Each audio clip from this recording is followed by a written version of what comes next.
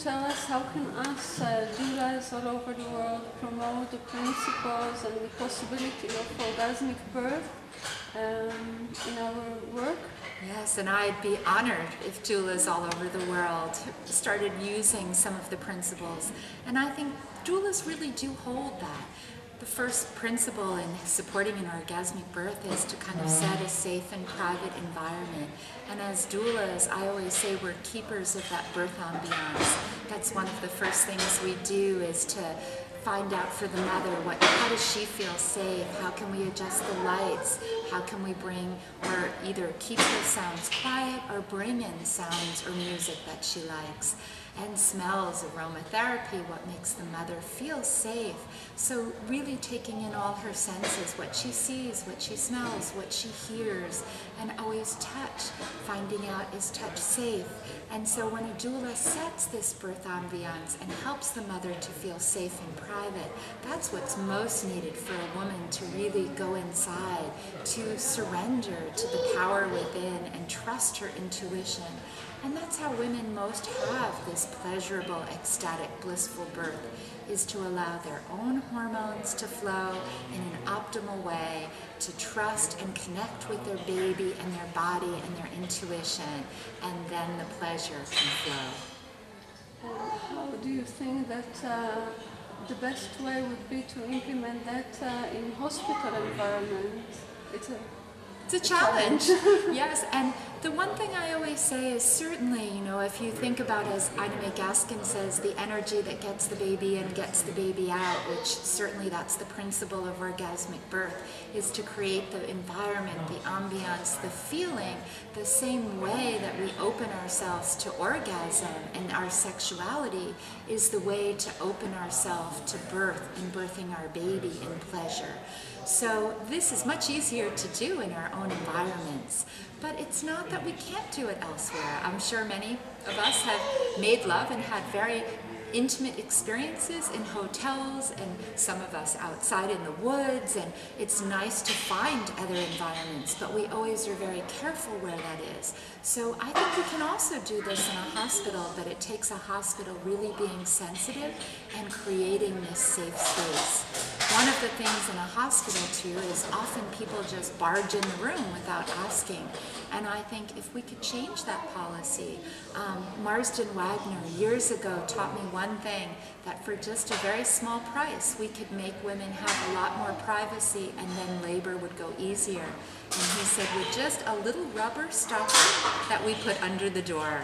And I think this is wonderful advice, because if the woman put that stopper in, even in a hospital, and every doctor, every nurse, every midwife had to just knock, and the woman had the opportunity to say, yes, it's a good time, come in now. Or no, I need 5 more minutes of privacy. This would change everything. Women would be able to let go. Just like I don't think for most of us, we could be intimate if we knew that people could open the door anytime they want. But when we lock the door, we say, okay, now it's okay if they knock. It's up to me to decide when they can come in. So there are such simple things we could do to improve our birth in the hospital. Thank you very much. It would be very interesting to put that rubber stopper in Israel. Well, I will tell you what the results are for this interesting experiment. Yes. This might be interesting. And Debra, what is the main focus of your work these days? I wish I could say that I had just a main focus, but I feel like I wear different hats, but my focus is all the hats come together under the umbrella of human rights, for women to have the right and to be treated with respect and dignity, and to be involved in decision making. Because I chair the International Mother-Baby Childbirth Initiative, which is a human rights initiative combined with really quality care. And certainly it involves the doula as well, but it's many elements of what's the best evidence and the best approach to improve the care for mother-baby. So that's one hat under human rights. As a doula trainer, I'm having a wonderful honor and privilege to travel the world and work with doulas all over the world. And again, that's what I see doulas do, is protecting that woman's memory of birth. And in doing that, it's bringing respect, it's bringing support, and connecting women, their babies, their families, to their intuition and their heart. And that falls all together. And my third passion is as a filmmaker.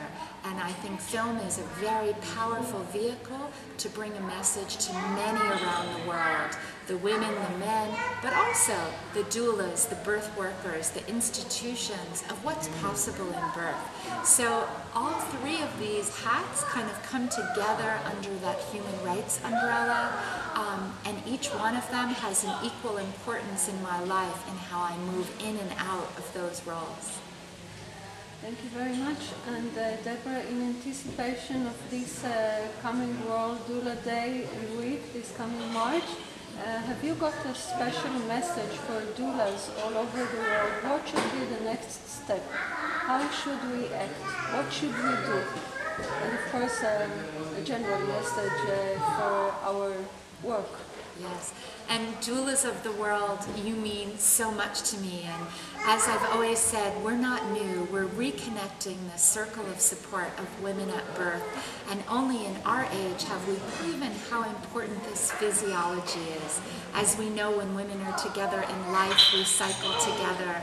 And so we affect each other's hormones and well-being. And women coming together with women at birth is this same power. So I would say, doulas of the world, trust your heart.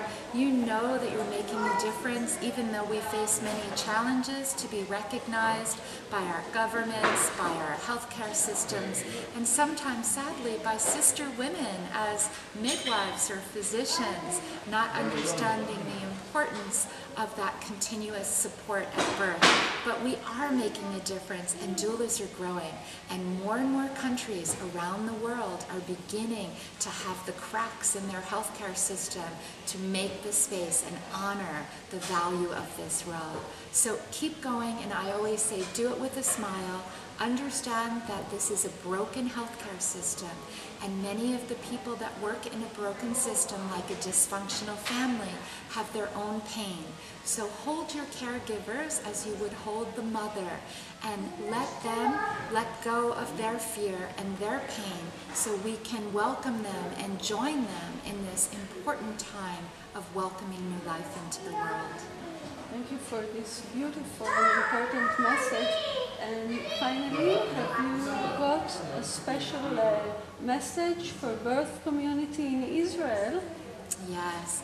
You know, I've never been in Israel, but I've certainly worked with so many of you who have come from Israel to many other conferences. So you really touch my heart. And I wish for all the people that are working in Israel, the mothers and the babies and the fathers and families as well, that the system embraces you with what's possible in birth, that we really open up and welcome every mother, every baby in love, in respect, in dignity, and allow them to have a pleasurable, ecstatic, blissful, orgasmic birth. Because this is our birthright. Birth is a sacred time in our life. So I wish that for all of you, because peace on earth begins at birth. And we need a peaceful world, as you so well know. So I really send my love and my light to all of you. Thank you so much, Debra Pscali.